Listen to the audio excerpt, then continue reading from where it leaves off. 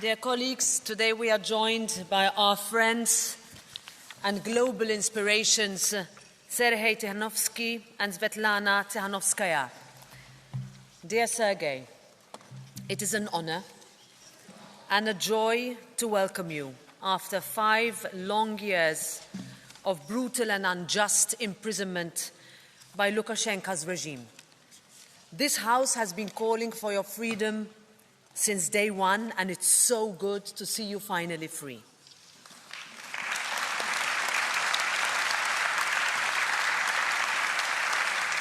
Last year, this House signed a letter of intent on cooperation with the Belarusian Democratic Forces, which deepens our collaboration and condemns the acts of Lukashenko's regime. Now, dear friends and colleagues, we must build on this momentum and push for the release of the over 1,200 political prisoners still behind bars. And as you say, dear Svetlana, we can't stop. We have to keep working.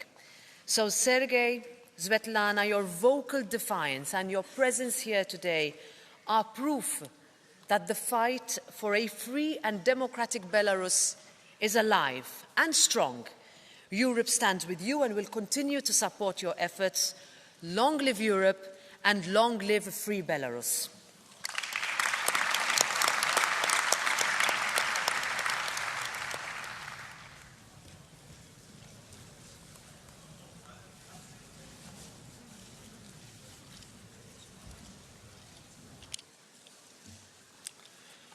Ladies, gentlemen, and respected guests, I'm not a professional diplomat. I'm still learning. So please allow me to speak frankly, with little political correctness, just like General Kellogg did recently. This is what he said, commenting his recent trips to Belarus. Quote, "We were establishing the lines of communication with Putin. We weren't going in there initially to get political prisoners out." Unquote. It is a smart tactic on behalf of American administration. I get it. Sometimes you need to talk to Mussolini before you talk to Hitler. The stakes are high. Americans are ready to pay for the services of a middleman. The middleman gets what he wants, but he gives out hostages in return. At one point of these talks, a few months ago, Lukashenko promised to release one big-name prisoner. That was my big lucky moment. At the time, my name was the most well-known in the West due to my wife's efforts. Lukashenko was trying hard to impress President Trump. That's why I got out. I managed to survive 5 years of solitary confinement in the hell of the Belarusian Gulag. Some of those I met there were not as lucky. We've been losing the best of our people. As for me, I know I would never have survived 20 years of my full sentence under those same conditions. The fate of Alexei Navalny was very much in store for me. There are still around 1,400 political prisoners in Belarus waiting for their turn to be free. And the number is growing by the day. We must get them all out. This issue has become my priority. But what about the country of Belarus? Is it a lost cause? During my time in prison, the dictator kept me completely isolated. No letters, no visits, no contact with the outside world. The only news I received was from state propaganda on the radio. It has been 4 months since my release, and I'm quickly catching up with the world. But it is painful to see that things have gotten worse. The business of changing regime in Belarus that I started with another leaders 5 years ago remains unfinished. In the summer of 2020, the people of Belarus showed they've had enough. The number of people which took to the streets against Lukashenko was astounding.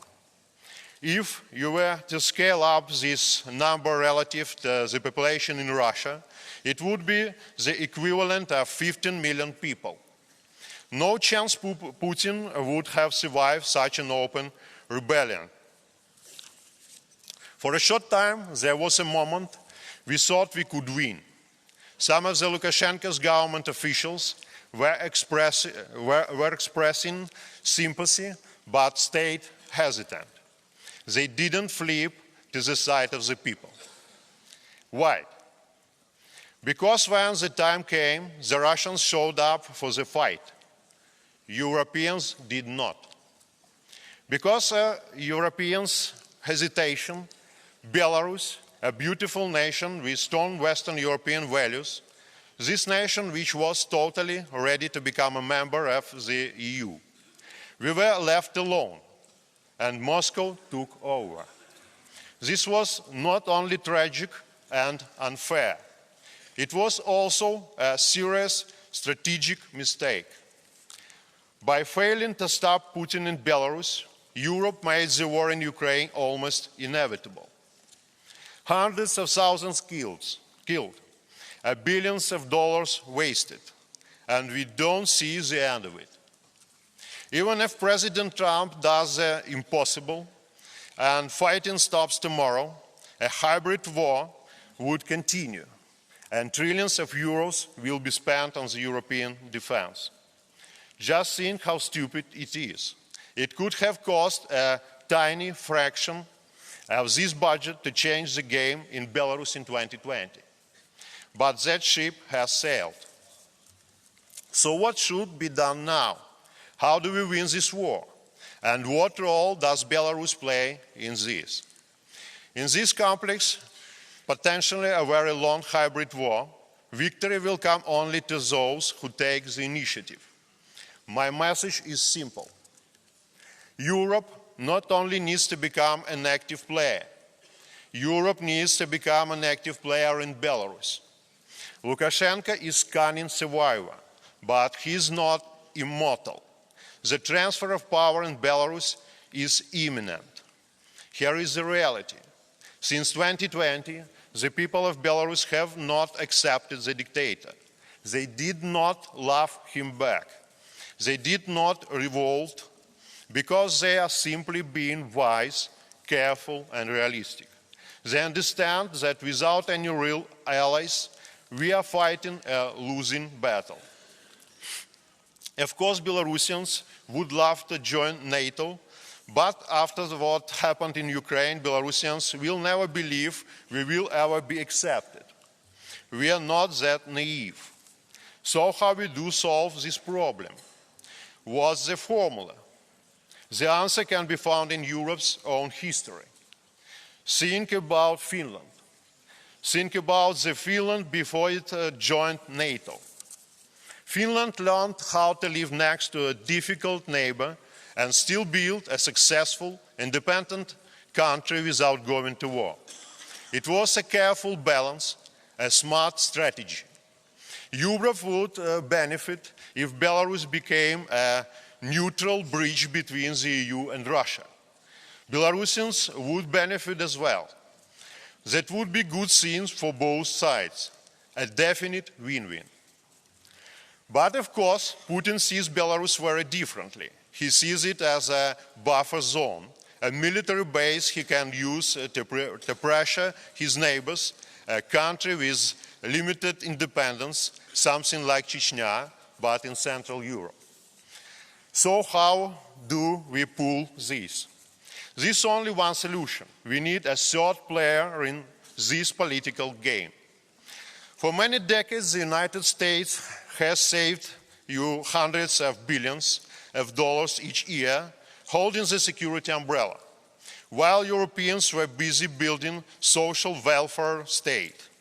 But today, America cannot be fighting on all their battlefields in the Middle East, in Europe, and in Asia at the same time.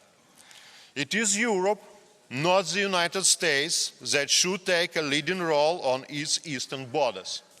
It is Europe that should become the main partner in helping Belarus move toward democracy. You are big. You are strong. Your population is whopping 500 million. Your GDP makes up 17% of the world total. Your total spending on helping Ukraine is mere 0.1%. Something tells me you can be doing a lot more. You just